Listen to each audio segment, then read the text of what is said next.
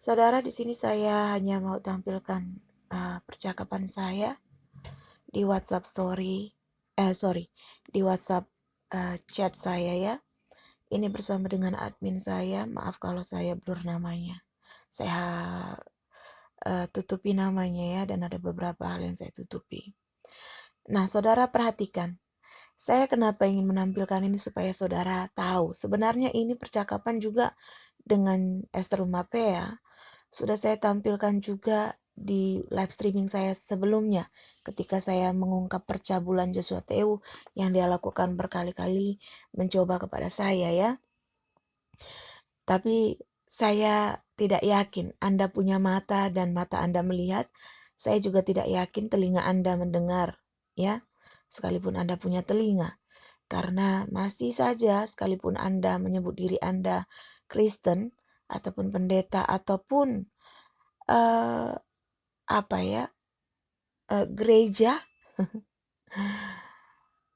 Iya, saya tidak peduli dengan muslim-muslim penghujat karena kerjaan mereka memang menghujat dan mengata-ngatai dan memfitnah Yesus Kristus dan juga firman Tuhan Alkitab dan juga iman Kristen, apalah lagi saya ya. Tetapi kalian adalah orang-orang tolol yang menonton video mereka dan percaya begitu saja ya tentang penggiringan opini publik. Seperti yang saya katakan, Joshua Teu itu licik ya. Alasan saya kenapa saat itu saya berlama-lama untuk melaporkan dia, tidak langsung melaporkan dia karena dia licik. Oke? Dia licik. Sekalipun saya bilang nanti saya berteriak, saya bilang saya mau diperkosa. Kalau saya berteriak pun di situ orang ngerti itu tempatnya dia. Dan sekali lagi saudara, gereja itu memang tempatnya di apartemen ya. Kalau otakmu tidak tahu, itu sudah saya kasih tahu. Jadi kalau pertanyaanmu, kenapa kok bisa ngapain ke apartemennya? Idiot kau. Kau idiot. Nah, kau terlalu sampah bagi saya. Saya, siapapun dan apapun yang tidak berasal daripada Kristus, saya anggap sampah.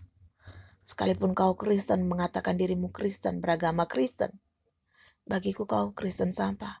Ketika kau mendengar perkataan Muslim yang menghujat, yang kerjanya memfitnah Yesus, dan apalagi lah saya sudah jelas difitnah sama dia karena saya membawa topik tentang agama mereka, membongkar habis-habisan wajah Islam sebenarnya, dan itu mereka nggak suka. Jadi adalah tolol dan sampahnya kau kalau kau mengaku Kristen tetapi kau menonton mereka dan kau tertawa dan bahagia dan kau percaya. Terlepas kau adalah hater saya, kau berarti memang kau bukan manusia, kau binatang, yaitu iblis itu. Tapi kau tersinggung ketika saya katakan binatang. Faktanya memang kau binatang. Nah, jadi ini sebenarnya percakapan saya tentang Esther Rumapea yang mengundang saya ya untuk program barunya di tempatnya. Itulah alasan saya datang ke Jakarta. Oke, jadi tidak seperti yang dikatakan oleh si raja penista, si raja pemfitnah, si raja pendusta ini, si Joshua Teu, yang mengatakan saya ngefans banget sama dia, lalu saya minta perlindungan sama dia karena ada 24 Kristubers yang masuk daftar kuning dan merah dan macam yang dia bilang kasus penistaan. Tidak ada seperti itu. Ya, jadi saya tampilkan ulang satu persatu karena kau malas menonton video saya yang panjang. Tapi kalau giliran menonton channel-channel yang gosip dan fitnah, rajin otakmu, rajin tanganmu itu, rajin kupingmu untuk mendengarkan. Perhatikan di sini. Pasang matamu baik-baik dan pakai otakmu, saudara. Ini percakapan saya dengan admin saya. 11 April 2021. I have story. Actually, I'm going to do live streaming tonight. What? Okay. But because I'm going to church this morning in Kalam Christus, so I'll sleep late. Going to buy skirt must be expensive. Yang pendek aja. Ini saya ceritakan tentang bagaimana saya seharusnya live streaming. Selalu begitu, saudara. Ya, live streaming saya tertunda untuk orang-orang itu. Tapi mereka tidak tahu diri. Kalau mereka selalu diutamakan. Karena bagi saya, memang pelayanan itu semuanya, pelayanan itu penting. Tetapi ada yang saya mungkin prioritaskan. Kalau misalnya live streaming itu bisa diundur.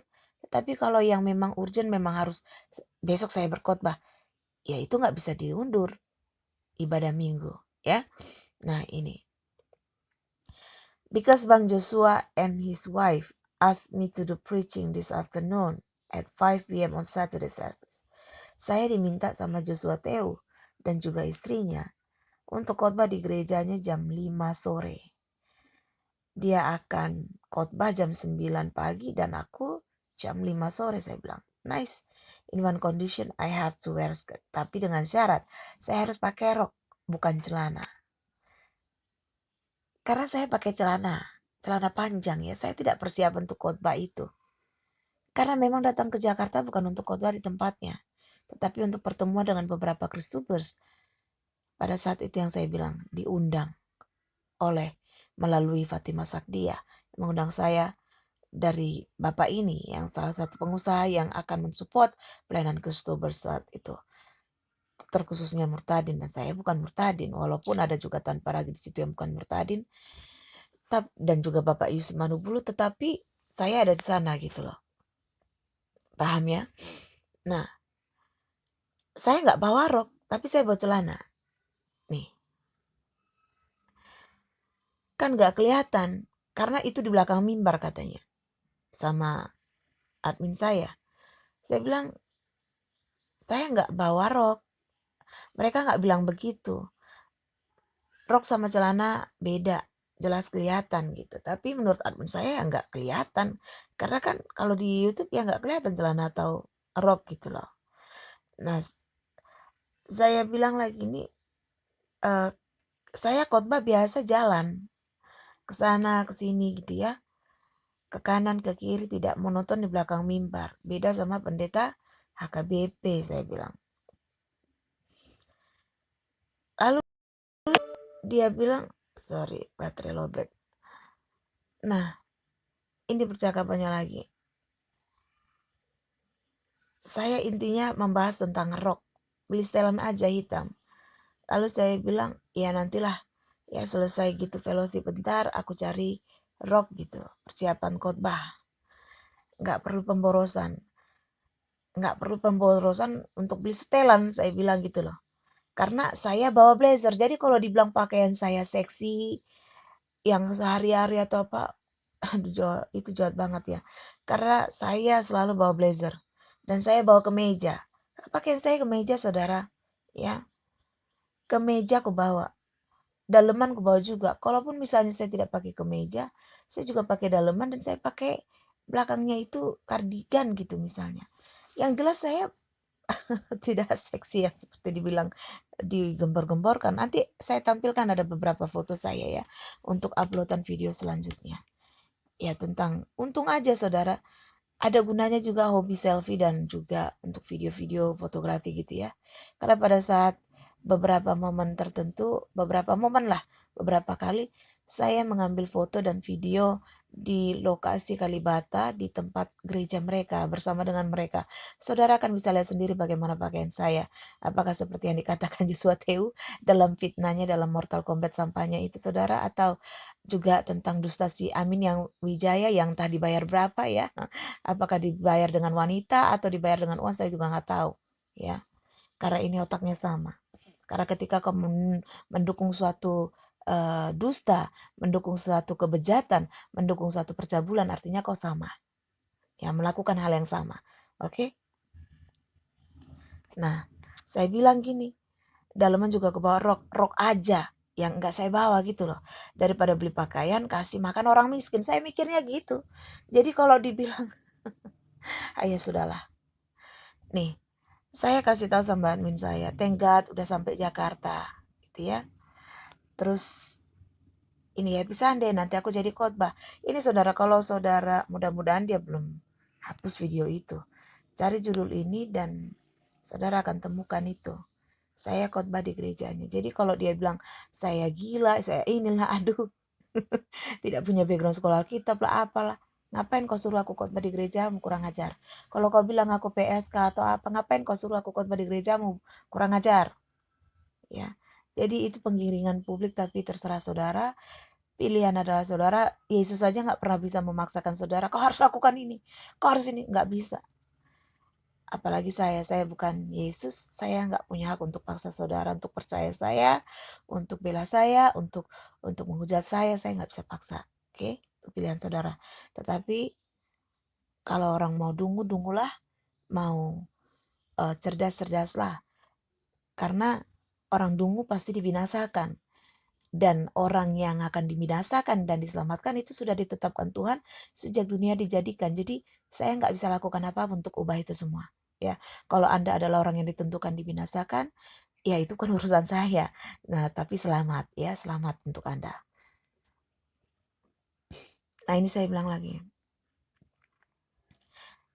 Admin saya tanya, BTW Pastor Joshua Teo, kami pasti panggil pastor ya, khotbah di ibadah atau beda.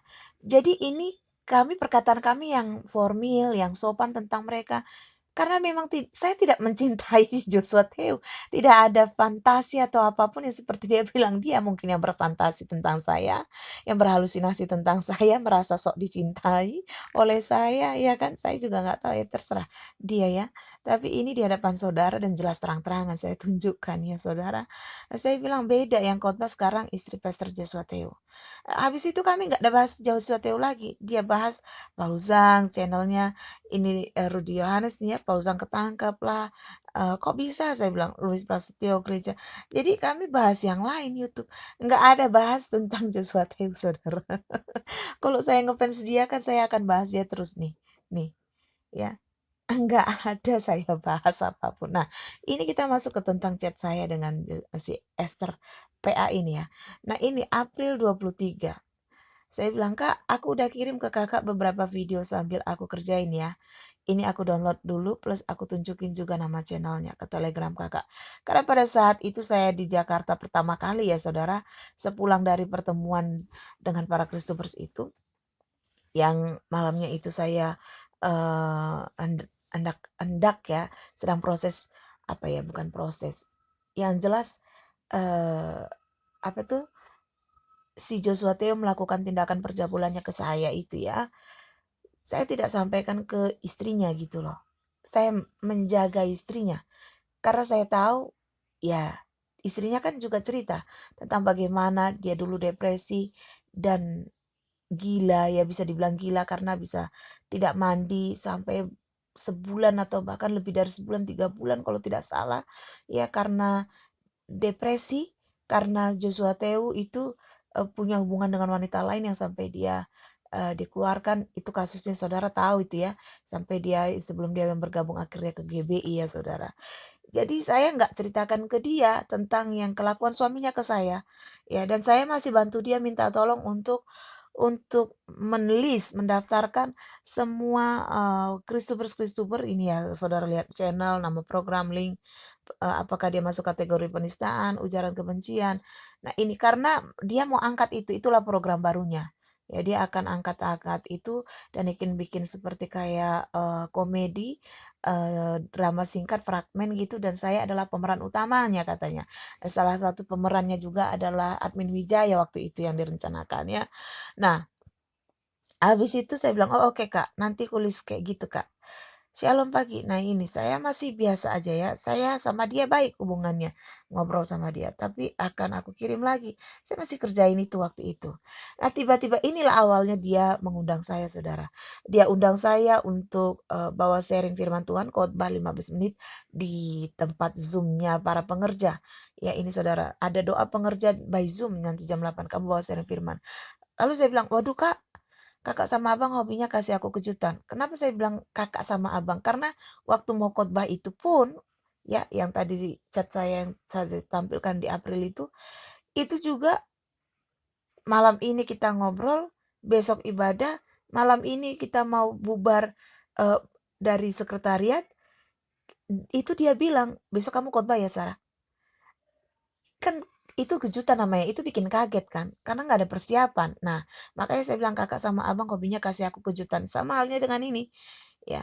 Jadi, saudara lihat ini jam 3:30 sore dia ngomong. Sedangkan itu khotbah nanti jam 8. Itu makanya saya bilang kejutan. Ya, firmannya tentang apa topiknya, Kak? Ialah supaya kamu sering dapat kejutan yang baik nantinya dari Tuhan. Gitu dia bilang ya. Terus dia bilang nih, nanti kalau programku jadi kamu tinggal di Jakarta ya. Itu tanggal 30 April. Kalau programku jadi kamu tinggal di Jakarta ya. Saya bilang, udah gak takut Kak, toh aku maju karena Tuhan suruh maju. Kalaupun Tuhan suruh berdiam diri dan mundur bukan berarti salah atau kalah. Tuhan mempersiapkan yang baru buat aku, amin, aku percaya itu. Kakak mau bikin program apa, saya tanya. Terus saya bilang, dia minta saya di Jakarta. Saya bilang, di Jakarta. Sejujurnya aku gak suka tinggal di Jakarta karena ribet mau kemana-mana. Tapi kalau itu rencana Tuhan ya aku ikut Tuhan aja Kak. Tapi di Jakarta aku harus tinggal di mana Kak? Adikku kayaknya jauh dari tempat kakak. Ini kalau saudara bilang ya, pertanyaan saudara kemarin udah saya tanya. Dan itu saudara tanya. Dan itu sudah saya jawab waktu itu live streaming saya. Katanya keluarganya di Jakarta. Kok kenapa harus tinggal di Kalibata? Karena itu Jakarta nggak seperti otakmu yang satu RT, ya, nggak. Atau satu beda satu gang, bukan. Jakarta itu, Jakarta Timur, Jakarta Utara, Jakarta Barat, itu jauh dan itu berjam-jam. Paham? Ya, tidak mungkin saya bolak-balik jauhnya gitu dan belum lagi transportasi. Dan pada saat itu tahun 2021 itu masih gawat-gawatnya tentang pandemi dan disitulah gencar-gencarnya awal dari suntikan-suntikan. Ingat nggak otakmu itu saudara? Sorry saya pakai kata yang bahasa kasar begini keras ya. Karena memang kau tidak punya otak. Udah saya sampaikan kau tidak punya otak. Saya bicara bukan hanya di depan manusia tetapi di hadapanmu terkhususnya para binatang yaitu iblis. Kenapa saya sebut kau binatang? Karena Alkitab yang menuliskan iblis itu binatang. Hitunglah tanda binatang itu, angka binatang itu. Iblis. Saya bicara denganmu para iblis. Yang menonton video saya, yang memoto video saya, dan yang mentafsirkan setafsir-tafsir bebasmu. Mendongeng bebas kau di situ di channelmu masing-masing. Adikku, kayaknya jauh dari tempat kakak. Keluarga saya jauh, saudara. Dan tidak mungkin saya keluar masuk. Bagaimana transportasi saya dan untuk keluarga saya, adik saya. Saya tidak mungkin dikasih keluar masuk. Ya, dia punya anak. Saat itu juga ada mertuanya yang sudah tua. Tidak mungkin. Ya. Nantilah saya yakin pasti bagus dia bilang soal programnya. Saya bilang amin amin aku dukung doa ya kak. Kakak perempuan hebat salah satu inspirasiku. Tadinya kau memang inspirasiku. Tapi sampai hari ini sekarang sejak itu kelakuanmu dan suamimu kau bukan siapa-siapa. Kau tidak lebih dari debu kaki di bawah kakiku, debu di bawah telapak kakiku, Esther Mapea. Ini bukan kata sombong atau merendahkanmu, tapi memang di tempatmu di situ. Dan kau sudah membuktikan bahwa tempatmu di situ. Dia bilang, oh ya tersanjung aku. Kalau si Eda nyaman ya aku bisa tinggal di sana, saya bilang. Suami adik saya. Istri adik saya, sorry. Istri adik saya itu saya panggil Eda. Karena saya kalau mau numpang tempat adik saya harus berpikir kenyamanan mereka. Dan tidak mungkin mereka nyaman. Mereka saja sangat protektif dengan COVID yang beredar pada saat itu yang wabah menular itu. Masa saya mau seenaknya keluar masuk rumah orang dan itu jauh. Tapi bagi orang Jakarta, 1-2 jam itu dekat. Bagi saya, itu jauh. Transportasi saya bukan mesin untuk mereka. Mereka undang dan namanya selama pelayanan pun memang begitu. Apalagi dia gereja. Mengundang seseorang dari luar kota untuk jangka waktu yang lama. Itu harus tinggal di pastori. Mereka harus sediakan tempatnya.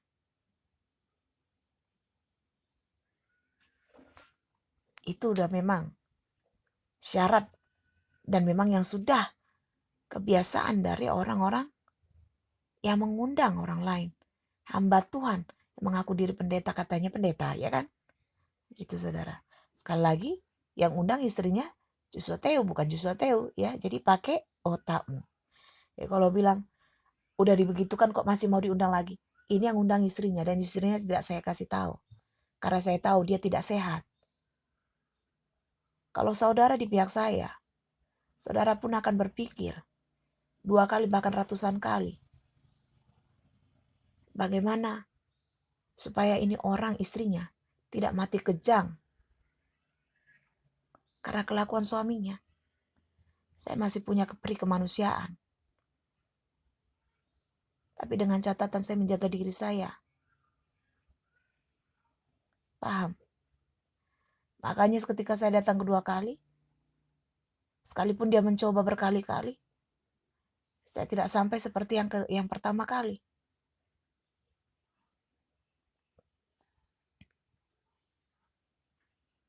Nah ini dia bilang, kamu mah tinggal di gereja juga kalau mau nggak apa-apa tinggal di gereja. Lalu saya bilang, tentang kenapa dia adalah inspirasi saya waktu itu. Ya saya bilang, aku dulu nggak mau jadi hamba Tuhan. Nah ini saudara, saya juga mau menunjukkan pada saudara bahwa memang saya tidak mencintai si Joshua Teu, tidak ada hubungan spesial sama dia, ya. Dan saya bukan karena cemburu, karena saya baik hubungannya sama istrinya. Saya bukan cemburu. Hello. Saya tidak mencemburu. Mau bagaimana mereka, ya. Mau bercinta berhubungan suami istri di depan umum atau bagaimana, saya nggak peduli. Tidak membuat saya cemburu, saudara. Ya, lihat ini. Aku dulu nggak mau jadi hamba Tuhan, bukan cita-citaku. Tapi setelah dipanggil Tuhan, aku bangga jadi hamba Tuhan. Ini saya bilang, kakak tuh model-model Boru Nadeak. Nah kalau orang si Joshua Teo bilang saya benci orang Batak, inspirasi saya Boru Nadeak. Itu orang Batak, saudara. Entah ya, orang Batak, kayaknya dia orang Batak.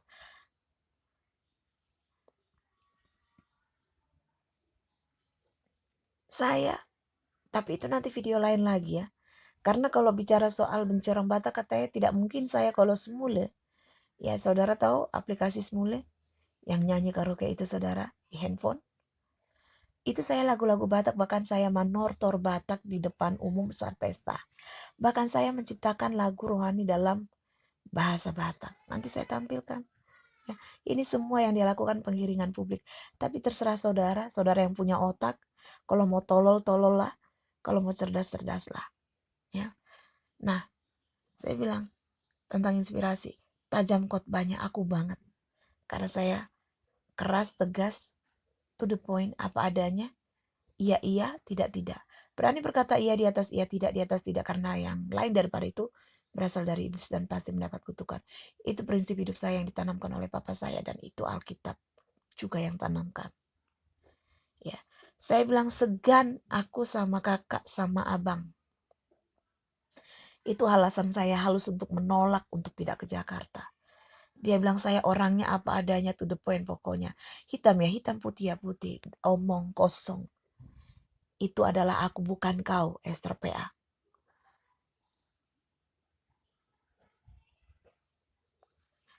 Kalau soal tinggalkan, yang penting mau nerima aja, dia bilang. Lalu saya bilang, udah ngerti arahnya kemana. Nah ini.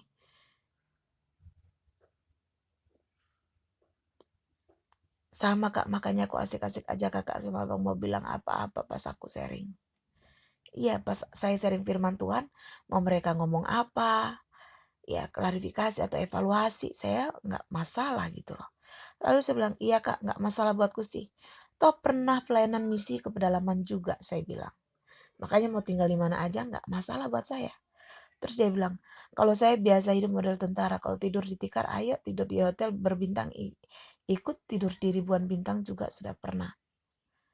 Nah berarti bisa dia ajak kemanapun juga. Dia berdusta.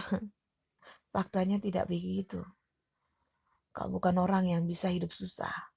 Kau bukan orang yang bisa tidur di mana saja, di tikar atau apapun. Karena faktanya seperti kau bilang, kalau tidur di tikar kita sama-sama, faktanya adalah Kau tidur enak, saya tidak tidur enak.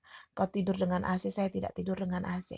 Kau tidur dengan kamar yang luas, saya tidur hanya dengan kamar yang 1,5 kali 2,5 senti, 1,5 meter kali 2,5 meter. Dan tidak ada AC, tidak ada kipas, tidak ada jendela, tidak ada nafas di situ.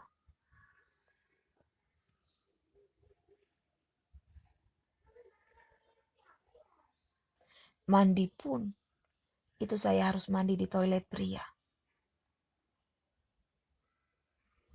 Dengan menampung di ember.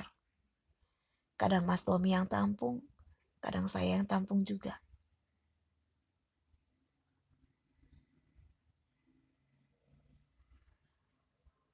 Saya nggak masalah sebenarnya. Tetapi dengan kalimat dia, kalau saya tidur di hotel, dia tidur di hotel. Kalau dia tidur di hotel, saya di hotel. Dia ditikar, saya ditikar. Dia nggak pernah tidur di tikar. Walaupun itu hanya perumpamaan, dia tidak tidur di tikar. Tidur kami tidak sama. Tidak sama dalam arti kondisinya, kenyamanan. Tidak sama. Sangat kesenjangan banget. Ini tanggal 4 Mei. Dia terus memaksa saya untuk datang. Hatinya terpaut, dia bilang. Bahkan di Zoom itu dia langsung mengklaim di hadapan para pengerjanya. Mengatakan bahwa saya mulai saat itu bergabung di pelayanan mereka dan menjadi pengerja mereka. Saya kaget. Saya bilang, Kak, aku belum jawab loh. Aku belum jawab permintaan kakak dan aku belum bilang iya loh akan ke Jakarta. Jangan begitu. Enggak, pokoknya udah semua orang udah tahu. Udahlah, ngapain kamu situ? Di situ enggak ada keluargamu, enggak ada saudaramu. Udah di Jakarta aja. Kan keluargamu di sini. Saya bilang, Tuhan bilang Jakarta bukan tempatku. Aku berdoa dulu. Udah, Tuhan sudah tahu. Saya sudah tahu Tuhan suruh kamu ke Jakarta. Lucu kakak. Aku berdoa dulu kak. Tanya Tuhan dulu. Udah, ini dari Tuhan dia bilang.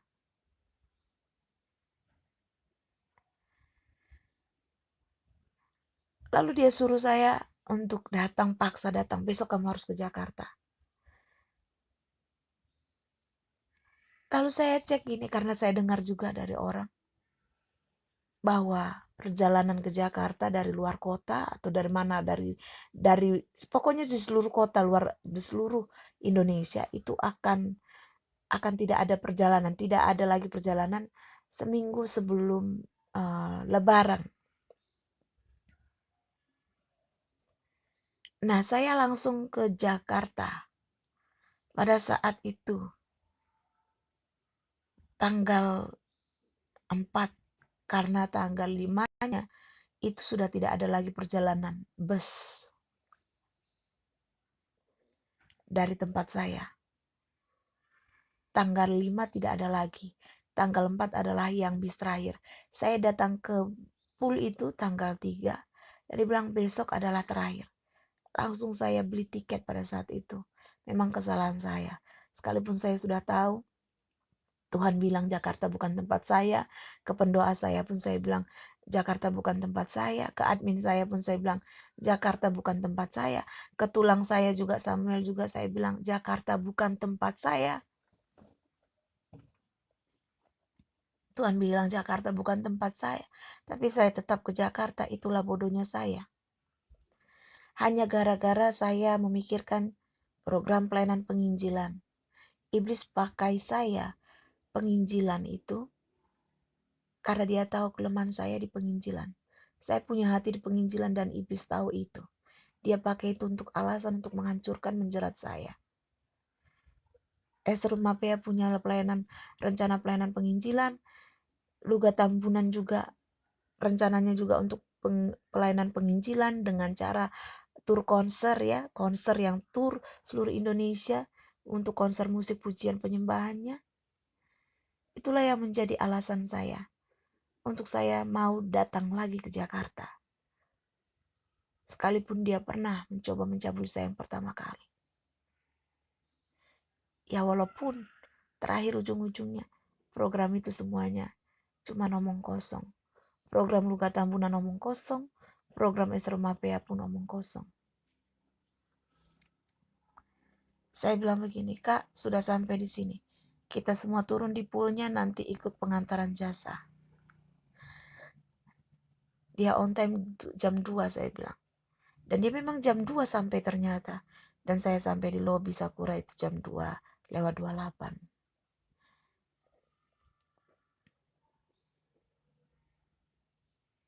Dan saya terlantar pada saat itu. Dan ini percakapan saya, Jakarta bukan tempatku.